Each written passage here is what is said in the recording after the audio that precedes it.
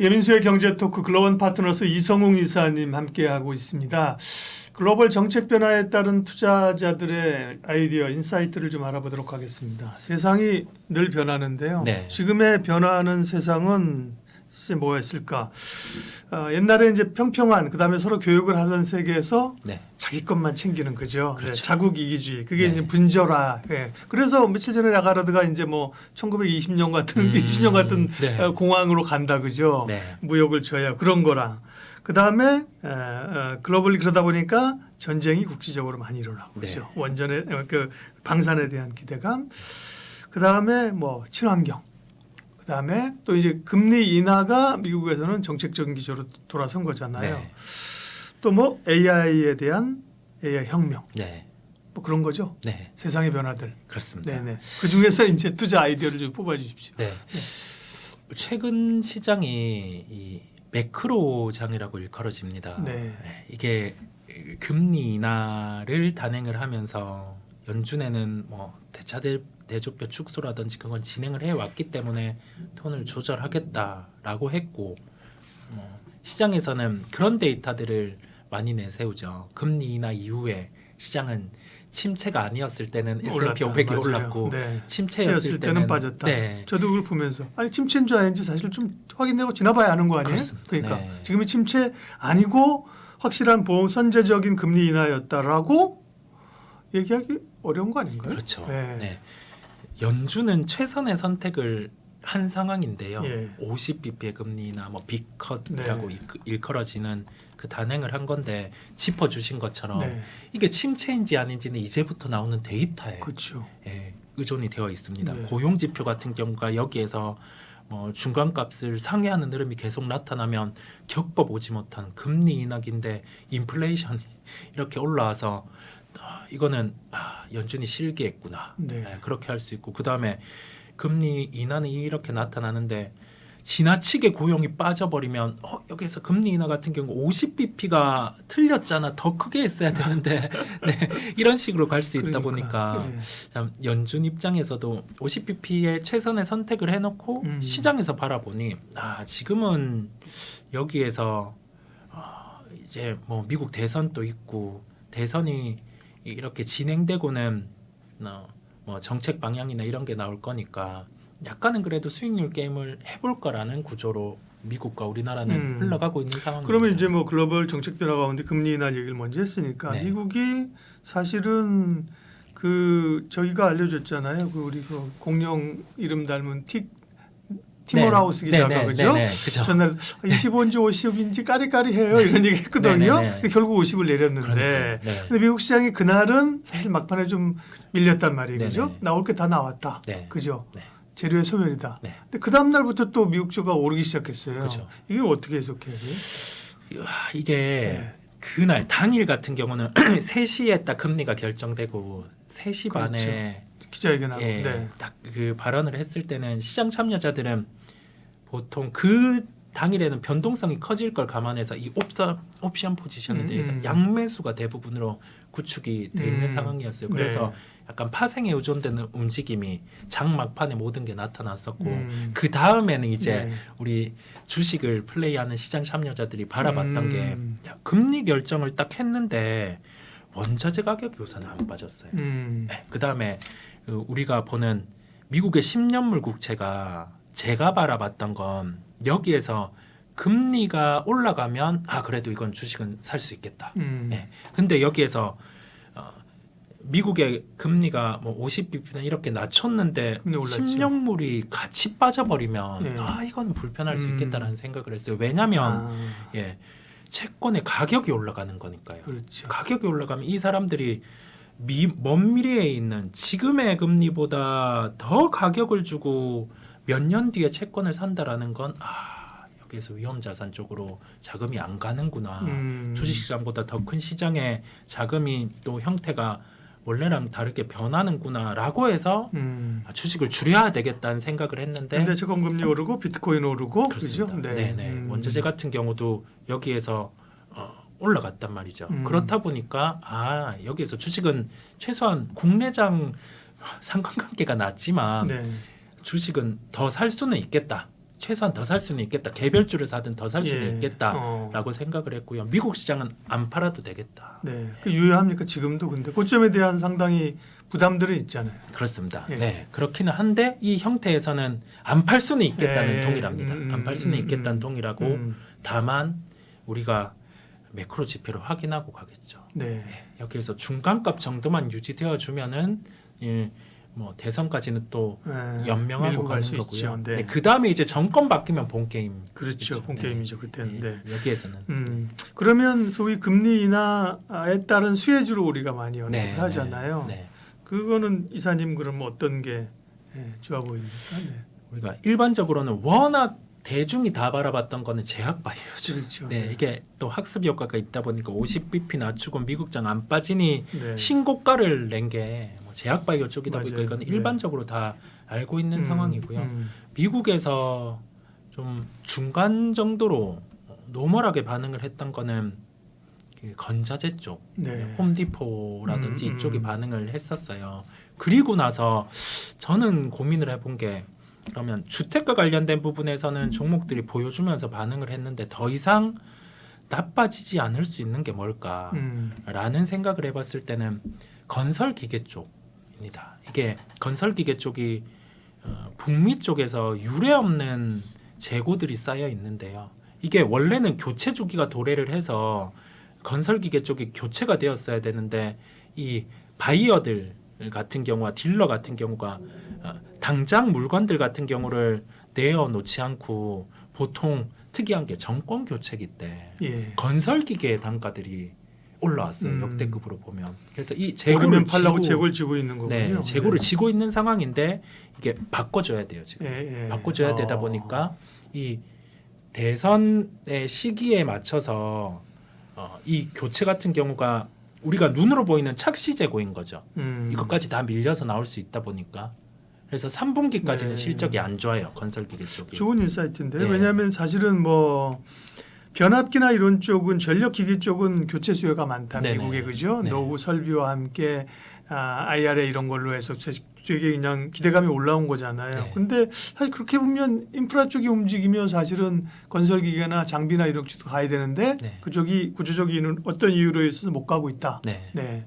그럼 뭐 굴삭기 뭐 이런 거예요? 그렇습니다. 그렇다 보니까 뭐 편하게 보시면 미국의 캐터필러 같은 경우도 3분기까지는 눈으로 보이는 실적은 안 좋습니다. 안 좋은데 우리가 생각하는 점보다 턴어라운드는 4분기부터는 빠르게 지킬 수가 있고요. 그 다음에 중국 같은 경우도 자동차의 교체에 대해서 막 이구안신 정책. 그렇죠. 그래서 우리가 이 교체에 따라서 뭐 화학 같은 경우가 좋아질 수 있다라고 한데 중국의 이면에서 준비하는 정책은 간접적인 인프라에 대한 교체도 있습니다. 그 굴삭기 부분 같은 경우도 이구안신 자동차의 이구안신과 비슷하게 이번에 좀 교체가 되는 부분이 있다 보니까 중국이 경기가 좋지 않음에도 불구하고 굴삭기 재고가 이제는 줄었어요. 줄다 보니까 여기에서 뭐 수요 같은 경우에 회복만 보여주면 주가는 V자인데 그거는 중국은 쉽지 않고요. 미국 쪽 같은 경우가 좀 빠를 수가 있습니다. 우리가 2차 전지 얘기하면서 뭔가 새로운 수요가 좀 창출되면 모멘텀이 생길 수 있다 그러는데 건설기계 다 전기차로 바꿔야겠네. 그러면 용량 많이 들어갈 거잖아요, 그죠? 뭐 선박도 예를 들면 2차 전지로 가고 뭐 비행기도 갈 수 있다는 얘기도 있었잖아요. 상용으로 안 됐는데 여담입니다. 건설기계도 그렇게 되면 그렇게 보면 사실은 매력이 있네요. 전력기기는 많이 올랐지만 사실 건설기기는 뭐 우크라이나 기대가 뭐 이런 걸로 좀 반짝하고 나서는 사실 못 갔잖아요. 그죠? 그래서 우리가 뭐 트럼프 후보가 당선되지 않는다 하더라도 건설기계는 이제는 볼 수 있는 시기예요. 볼 수 있는 시기고 가장 아쉬운 점은 국내 특이사항이긴 한데 두산 바켓이 이 지배구조 속에 파묻혀 있다 보니까 평가가 역대급으로 평가절하가 되어 있습니다. 그렇죠. 그래서 이게 만약에 지배구조상에서 지금 두산그룹이 진행하고 있는 끈을 좀 풀어준다라고 하면 두산 바켓의 반등도 좀 빠를 수가 있겠고요. 그다음에 우크라이나 재건이 만약에 진행된다라고 가정을 해봐요. 그랬을 때는 우크라이나 쪽에서 건설기계 굴삭기의 시장 점유율이 가장 높았던 기업은 우리 현대 산업개발? 아니 산업개발이란다. 현대인프라코어. 예, 인프라코어. 네, 네. 이름이 바뀌었다 보니까 저도 잠시 이게 기존 기업이 나올 뻔했는데 네, 네. 현대인프라코어 같은 경우를 접근하시면 좀 베타라고 하죠. 우리가 네. 주식에 대해서 이렇게 좀 상승할 수 있는 변동성이 가장 큼을 좀 알 수가 있겠습니다. 그러게요. 네.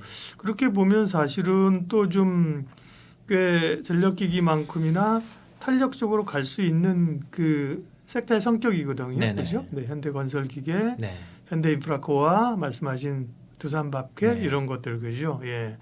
뭐 우크라이나 관련과 관련된 뭐 급등하는 조그만 종목 이런 거 아니더라도 그죠? 네, 네네. 갈 수 있고요. 네, 좋은 아이디어십니다. 또 좀 뭐 정책 변화나 금리나 얘기하고 있는데 또 좀 볼만한 섹터는요. 네. 아무래도 약간 최근에는 무게감이 덜하기는 하지만 원전 네. 같은 경우도 뭐 밸류체인 생태계를 파악해 놓으실 필요가 있겠고요. 아주 쉽게 대부분 한수원 쪽에서 한수원 컨소시엄에서 수주를 따와서 설계 같은 경우를 이제 뭐 대부분 한수원 컨소시엄에서 하고 주요한 기기, 주기기는 뭐 두산에너빌리티, 네. 보조기기는 뭐 기타 기업 중에서 우리나라 주로 하는 게 뭐 BHI, 뭐 해제나 그런 쪽 같은 경우는 뭐 한전도 컨소시엄 안에서 이렇게 이루어지게 되는 상황인데 최근에 큰 트렌드가 미국에서 이제 소형 모듈 원전과 관련된 부분의 수주들의 진행 부분이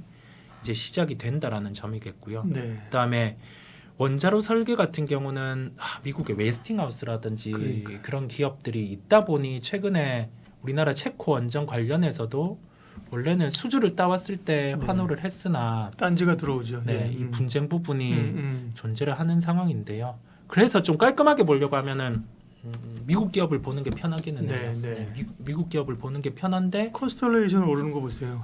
그러니까요. 네, 네. 그렇습니다. 이게 미국 기업 안에서 좀 에너지 원과 관련해서 그러니까요. 는 보기에는 편한데 이게 방향성은 소형 모듈 원전입니다. 아, 네. 근데 SMR은 얘기는 계속 나오면서 네. 뭐 별로 그렇게 진척이 안 되나? 왜 그렇죠? 네.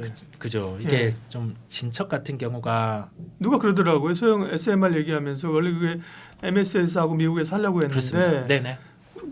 팩트인지 모르겠어요. 누가 거기 아직 못했어요. 근데 중국에서는 SMR 뭐 했다고 그러더라고요. 네네네. 그죠? 네. 그런 얘기도 했었는데 SMR에 대한 기대감 계속 가져야 된다. 네. 그러면 결국 원전은 이렇게 봐야 되네. 국내 사실 원전 관련주는 고민은 뭐냐면 주로 해외 수주 되면 반짝 오르고 그죠. 네. 네. 기대감으로 아니야 그럼 빠지고 그죠. 수주했다고 하더라도 세론으로 빠지고 주로 이제 거기에 연관돼 있는 거잖아요. 네. 물론 최근에는 국내 또 원전 뭐 재가동 이런 게 있었지만 네. 결국은 국내 모멘텀은 해외 원전 수주였단 말이에요. 그런데 그렇습니다. 미국은 그게 아니라 AI 수요에 따른 전력 수요 급증의 하나로서 원전을 재가동하고 이렇게 하는 거잖아요. 그죠? 네. 그러면 결국은 우리의 어떤 수출 원전 수출의 천수답에서 벗어나려면 결국은 글로벌 밸류체인에 부품이라도 공급하고 있는 업체들을 봐야 되네요. 그렇습니다. 예. 네, 그쪽을 보는 게 맞고 원칙으로는 우리나라 기업을 볼 때도 뭐 두산에너빌리티 같은 경우, 네. 그다음에 자체적으로 우리나라에서 진행을 한다라고 하면 베타가 큰 쪽은 BHI 이런 기업이 있기는 한데요. 아마 이 분쟁에 대한 요소를 푸는 상황에서 우리나라 원전주 같은 경우는 시세가 지금 미국 쪽의 기업에서 발생하는 시세가 가능할 것으로 보여요. 그 분쟁을 못 풀면 그냥 이번에 체코 원전 때 반응했던 것처럼 체코 수주 때 반응했던 것처럼 기대감 한참 기대감으로 올랐다가 실제 수주 갖고 오면 종목 다 빠지고 그러니까요. 이게 반복될 수 있을 것으로 보입니다.